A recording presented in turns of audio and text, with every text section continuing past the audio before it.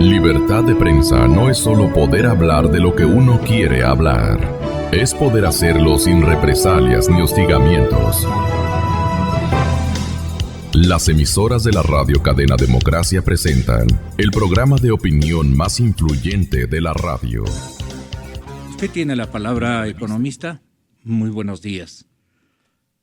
Voy a empezar refiriéndome a esta desafortunada expresión del presidente de la República que usted la acaba de poner en el programa, porque me da pábulo exactamente para ir a todo lo que vengo preparado, porque se refiere a que su gobierno dice que tiene mucho ahorro, dice que tiene mucho patrimonio, que ese es el legado para la nación, que es la década ganada, y toda una serie de desaciertos con los que se refiere al país, porque si bien es verdad que uno mira las carreteras, uno mira las escuelas, mira los hospitales, mira las centrales hidroeléctricas, una cosa técnica hay que decirle, a él que supuestamente es tan fiel a la academia como se jacta de serlo, realmente es un desacierto lo que menciona, porque la ciudadanía me va a dar la razón. Si ustedes alguna vez se compran un automóvil, se compran una casa, se compran una máquina cualquiera, un tractor, eso tiene un valor.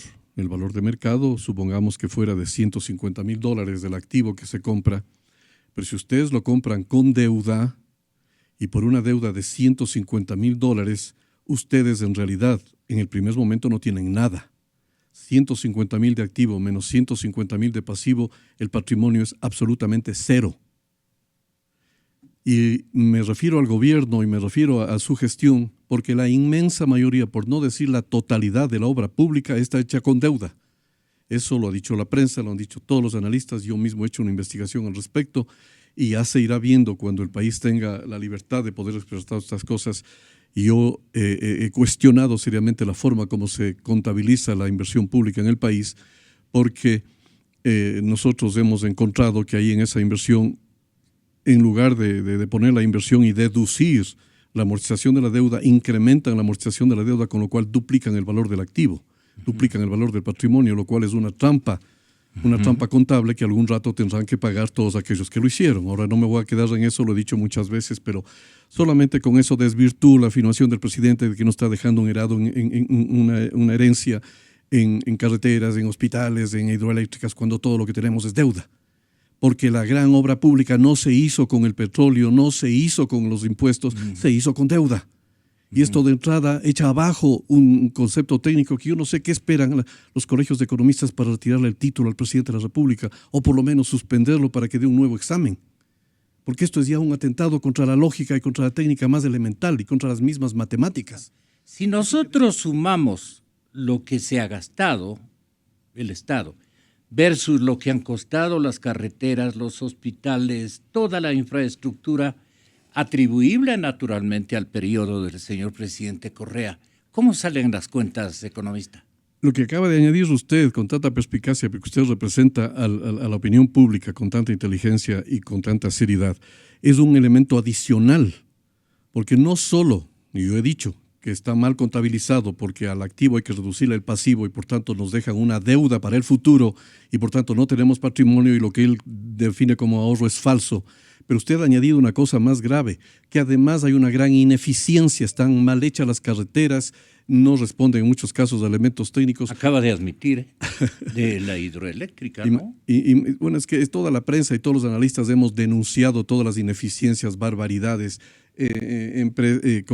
inversiones completamente sobredimensionadas, que no se hicieron con estudios de factibilidad, que no se hicieron con licitaciones y por tanto cada día, cada mes hay contratos complementarios, todo fue a dedo, lo cual es una grave irresponsabilidad que raya ya en graves problemas éticos por parte del presidente de la República. Y me refiero a él porque los demás no son más que discípulos que reciben órdenes de todo lo que él dice. Y por tanto tiene que asumir la responsabilidad de que además de que técnicamente no es correcto lo que él dice, hay una gran ineficiencia y hoy ya modernamente, ya contemporáneamente más que modernamente, están saliendo a luz todas las trafacías de corrupción, ya de graves indelicadezas de apropiación de fondos públicos por parte de altos funcionarios donde están involucrados inclusive los más altos, que es un tercer elemento que realmente desdice de lo que el presidente supuestamente ha hecho que engaña al país diciendo verdades que no son ciertas. A veces dice una que otra verdad a medias, y ya he dicho 1000 veces que San Agustín decía que verdades dichas a medias son mentiras completas. Cuando uno escucha el informe a la Nación, mi querido Gonzalo, es un canto al sofisma, a la falacia y a la mentira pura, porque tergiversa los argumentos, dice verdades a medias, omite, como acaba esa magnífica crónica de Plan B de denunciar lo que fue ese informe a la Nación. El informe a la Nación estaba lleno de todas estas alteraciones a la verdad o simulacros de la verdad, como va a decir que sigue haciéndolo, sino que además no se dirigió a la Nación. Él no hizo un informe a la Nación, Gonzalo. Él hizo un informe a sus huestes de Alianza País que estaban allí representadas. Informe a sus huestes de Alianza País pagado con fondos del Estado, que costó $60,000, dice la prensa. Utiliza fondos del Estado para referirse a ellos, a sus amigos, a sus compadres, se estaba despidiendo. Fue un melodrama, fue una sabatina con más gente, ya no con el pueblo, sino con sus amigotes, que le aplaudían, lloraron juntos. Fue un melodrama de la peor especie. Se alteraron las cifras, tanto las del presidente como las del vicepresidente, que realmente a uno le indigna, porque uno no puede entender que la más alta magistratura del Estado pueda utilizar una plataforma de esa naturaleza, llamada Informe a la Nación, como dice la Constitución, se altera y se mienta. Entonces, ¿qué es lo que buscan con este dinero electrónico, economista? Bueno, ese cuadro, que lo vengo exhibiendo mucho tiempo ya, y que no ha podido ser desvirtuado porque es verdadero, porque son cifras oficiales, refleja que el indicador más importante que utilizamos los economistas, digo los economistas serios, el más importante, porque uno puede hablar del déficit fiscal, puede hablar del timbre cambiario, puede hablar del problema de comercio exterior, pero no hay ningún indicador que sea más importante que aquel que se refiere a cómo la gestión económica de un gobierno determinado en un periodo bajo determinadas circunstancias impacta en la gente. Porque la economía, como no puede ser de otra manera, es una ciencia que nos permite, cuando se tiene funciones públicas, utilizarla, hacer una política económica. ¿Para qué? Para dar de comer a la gente, para que la gente tenga ingresos, para que la gente tenga un poder de compra, para que la gente sepa si sube o baja su nivel de vida. Ese indicador es el crecimiento del ingreso real per cápita en el tiempo. Ingreso real per cápita significa por persona, deflactada ya el incremento de los precios, es decir, su verdadero poder de compra, y en el tiempo, de tal manera que se pueda comparar con otros periodos cuál fue mejor o peor mal manejado. En ese cuadro se hace un análisis de los últimos 50 años y el nivel más bajo promedio en la década que ha gobernado Alianza País, comparada con las décadas previas en este lapso de 50 años, con otras 5 décadas, el nivel más bajo de este indicador es el del gobierno de Alianza País. Ahí en ese cuadrito está una línea azul, todas son líneas horizontales que van determinando los promedios por década, y el que está más bajo en los 50 años es el actual gobierno. Yo lo he exhibido esto, por ahí un funcionario secundón trató de desvirtuar alguna vez eso y no presentó este cuadro, trajo el de un quinquenio, el que le convenía, pero no el del decenio, porque no se percató este incauto funcionario de que ya estaban gobernando una década. En la década, este es el nivel más bajo que la gente ha recibido, que ha tenido, como no ha tenido antes en la historia. Esto solamente, y ya a mí me habría hecho caer la cara de vergüenza si hubiera sido un gobernante que pretende decir que hemos tenido la década ganada, porque esto certifica que ha sido una década perdida. Los ecuatorianos, promedio, hemos perdido nivel de vida, nivel de bienestar. El que ha ganado es el grupo de Alianza País, sin ninguna duda. Ha ganado no tan lícitamente, dice usted, es decir, en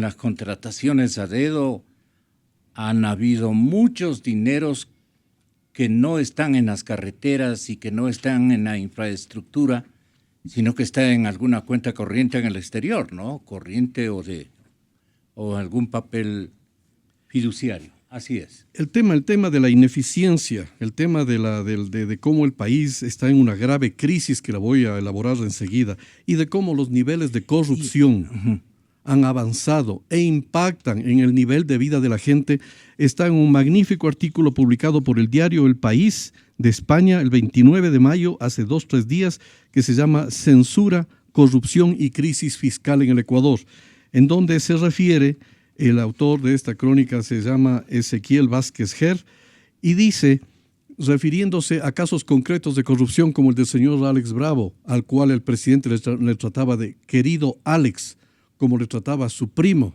que ahora le llama Pillastre, pero le decía querido Pedrito. Le dice, denuncian aquí que este señor está metido en los Panama Papers. ¿Se acuerdan cuando Correa dijo que van a haber maravillas en estas cosas? Las primeras maravillas son de funcionarios públicos de su gobierno. A este señor Bravo fue tomado preso en la frontera por sacar $100,000, dice esta crónica, y que fue liberado inmediatamente. Le pescan sacando $100,000 en efectivo y lo liberan. Después, cuando Focus Ecuador, Fernando Villavicencio y todo el equipo de Focus Ecuador, que de paso ahí es donde está la verdadera prensa libre, está en Plan B, está en Mil Hojas, está en Ecuador en Vivo y otros de semejante nivel, obviamente los 4 Pelagatos donde se dice la verdad. Pues bien, cuando denuncian ellos toda la barbaridad de un proyecto que debía costar 187 millones y va a terminar costando 2,000 millones de dólares, en donde han habido cualquier cantidad de contratos con empresas fiscalizadoras, con empresas de la propia familia, cuando se hacen técnicamente mal hecho el proyecto, en lugar de producir productos limpios, lo que hacen es productos tóxicos que contaminan el medio ambiente. No se ha superado el monto de 110,000 barriles diarios, no existe petróleo para refinerar, hay que importar, un proyecto traído de los cabellos. Y sin embargo, el vicepresidente de la República dice que no permitirán que se manche esa obra tan supuestamente maravillosa. Ya es hora de denunciar todo en donde está involucrado también el vicepresidente de la República, lamentablemente, en este tipo de asuntos. Aquí en esta crónica del diario El País de España hablan de que no es el único sector del petrolero, porque hay mucho más, las compras y ventas a China, como en la mitad del mar se van ese petróleo ecuatoriano a la Chevron, le venden con descuento a China, y los intermediarios se hacen el negocio vendiendo con un precio más alto a Chevron cuando se pudo haber vendido a la Chevron directamente a precios más altos. Voy a añadir dos elementos más de este artículo que estoy leyendo del diario El País, porque lo importante es que esto ya es noticia internacional, ya ha rebasado las fronteras del país, la corrupción ya se conoce en el exterior. Aquí este artículo del diario El País se refiere también a este proyecto que se está suscribiendo, que se está implementando en estos mismos momentos del nuevo puerto de aguas profundas con el gobierno de Dubái, en donde dice, la corrupción está presente en esta área estratégica también. Dice el comentario el interés del gobierno ecuatoriano no parece ser el de proteger la competitividad de sus industrias, sino sus propios intereses personales. Nota del diario El País.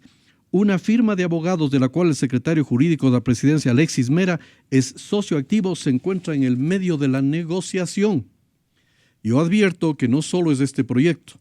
En todas estas alianzas público-privadas están presentes algunos funcionarios del gobierno directamente negociando, y eso de las alianzas públicas-privadas se les otorga unos subsidios monumentales cuando al sector más pobre del país no llega a 4,000 millones de dólares, a otros subsidios rebasan los miles o decenas de miles de millones, como muchas veces lo he dicho.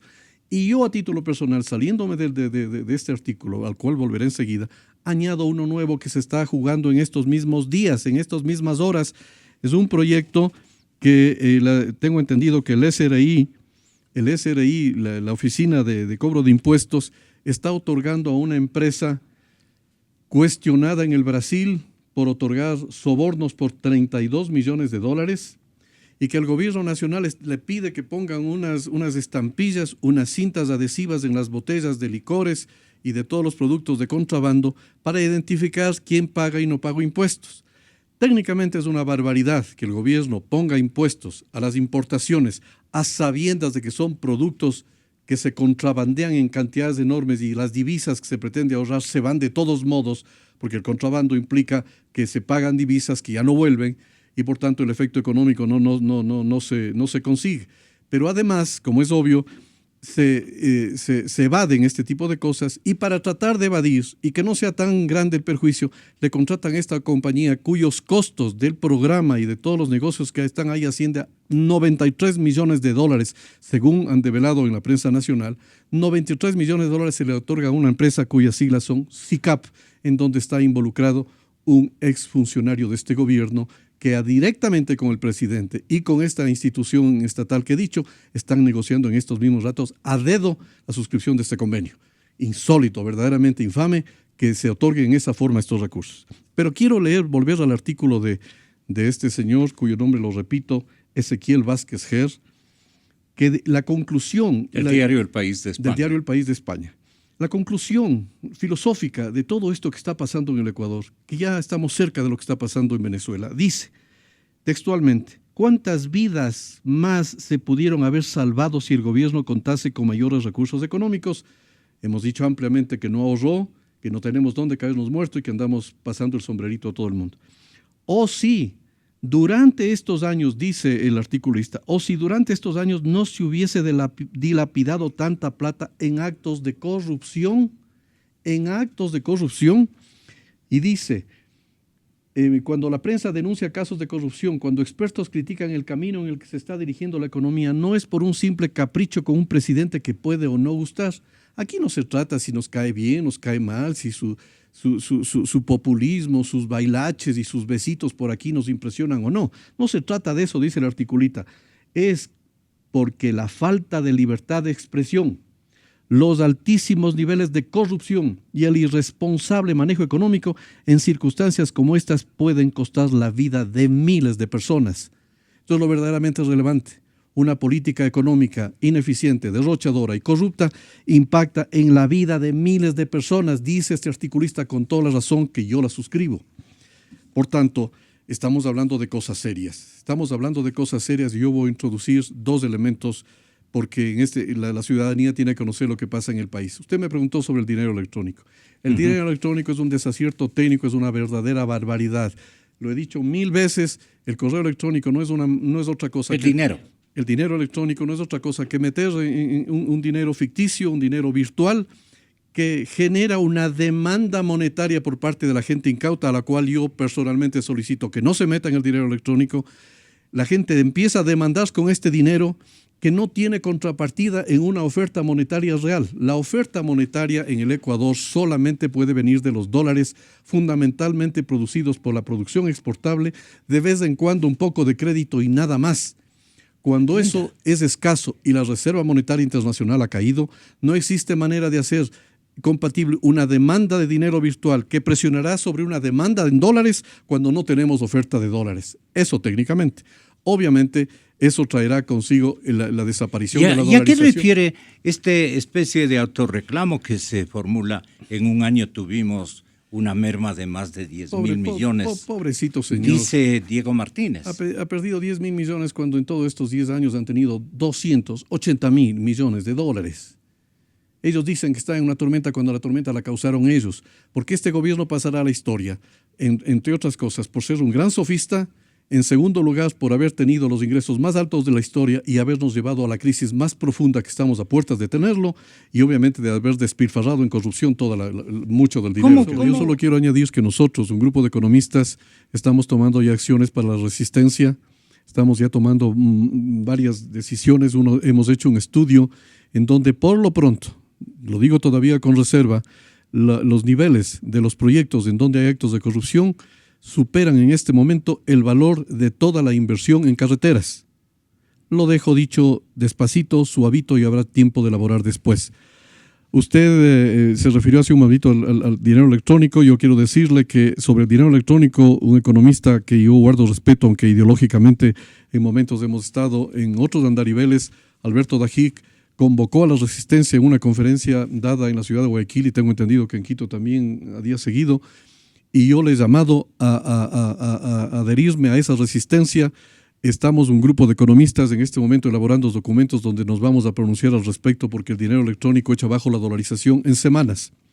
Y por tanto quiero decirle que ya nos estamos organizando, convocando a la ciudadanía para que reaccione, porque estos simplemente son actos de lesa patria que ya no admiten la pasividad de nadie. No puedo dejar de decir dos cosas que venía preparado. Claro. Traje aquí una encuesta preparada por el propio gobierno. El Instituto de Pensamiento Político contrató una empresa que se llama Perfiles de Opinión, envió al Congreso, y una distinguida persona de ese Congreso, muy amiga mía que tiene funciones importantes, me mandó a entregar este documento, cuyo propósito, dice, no es la difusión ampliada. Fíjese cómo se entregan a las y los asambleístas, a los patriotas y patriotas de la asamblea.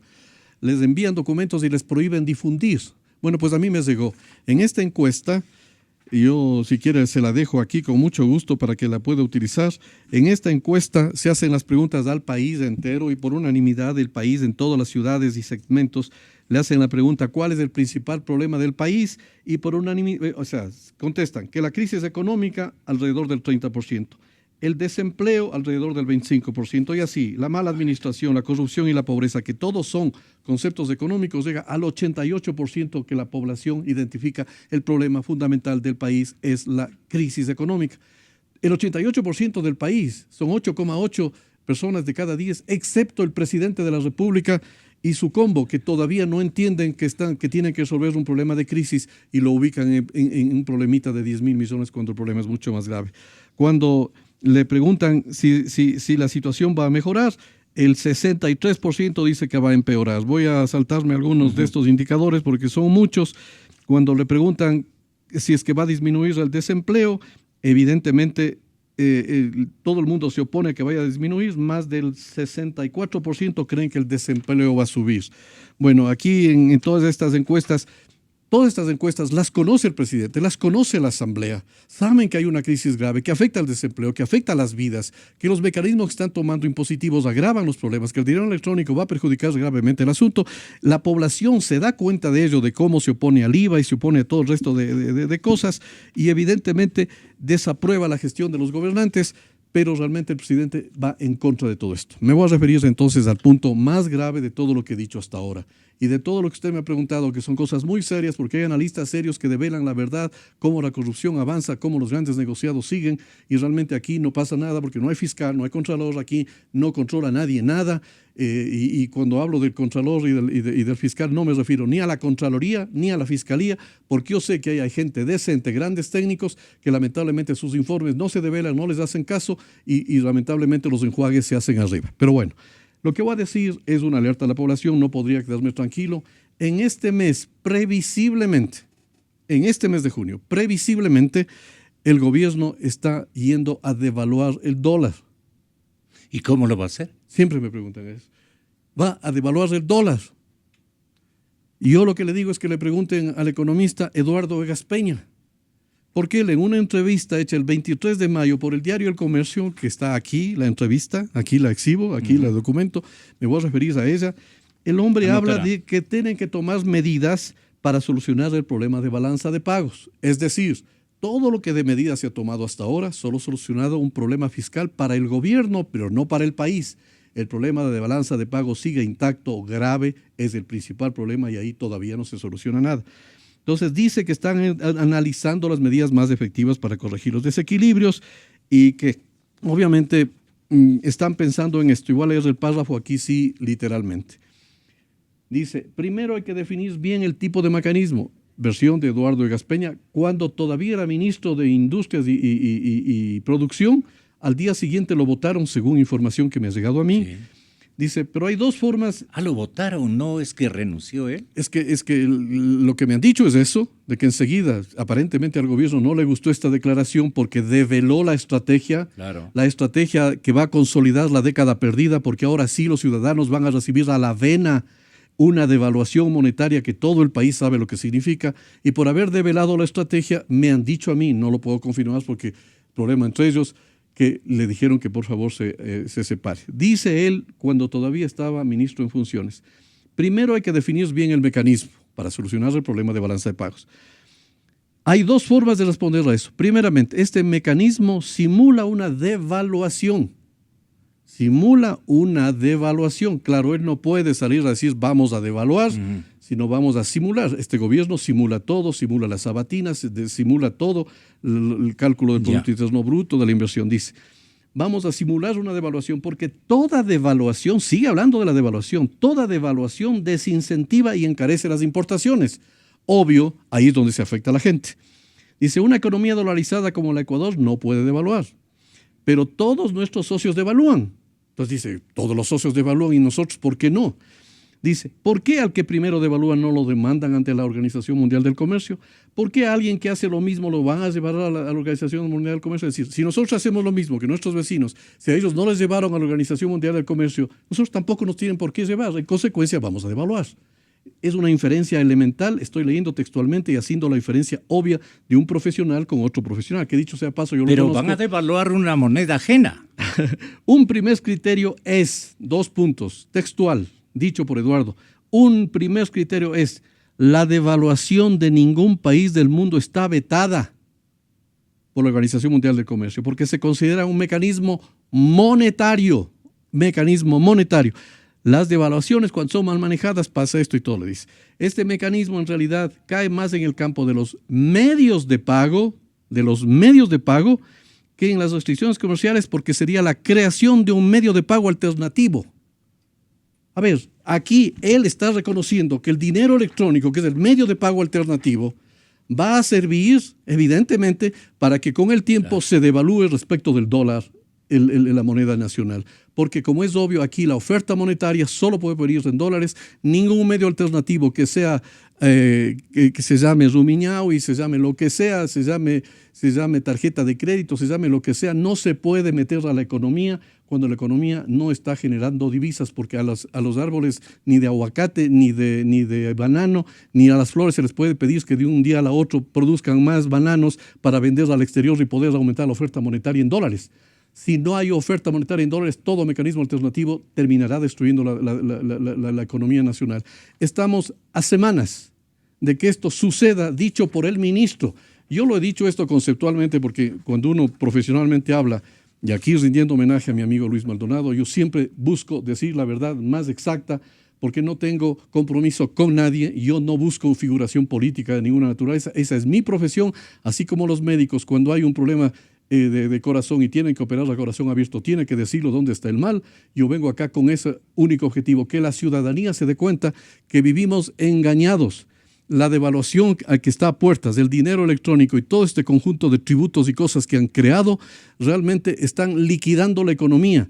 Hay economistas, uno de ellos, Mauricio Dávalos, lo dijo aquí, si este problema no se soluciona hasta el mes de diciembre, aquí va a haber la peor catástrofe económica de la historia. Y yo he dicho eso de otra manera, Alberto Ají lo ha dicho de otra manera, mi amigo Marco Flores se ha desgañitado tratando de que el gobierno entienda esto. El gobierno no entiende nada, gobierna para Alianza País. ¿Cuántos serán estos gatos? ¿Serán 5.000, 10.000, 20.000? Pero el país, el verdadero Ecuador, somos cerca de 17 millones de personas.